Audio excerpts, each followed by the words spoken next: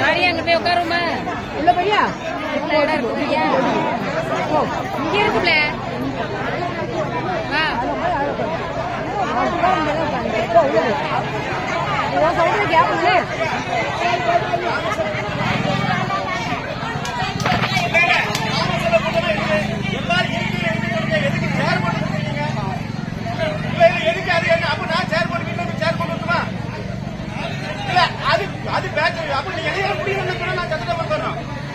அது கிடையாது.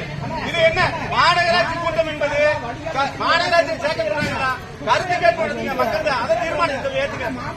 மக்கள்கிட்ட 59 கிராமத்துல கருத்து கேட்படுறாங்க. எங்க நான் ஒரு சேர போட்டு வீட்டுக்கு சேர போட்டா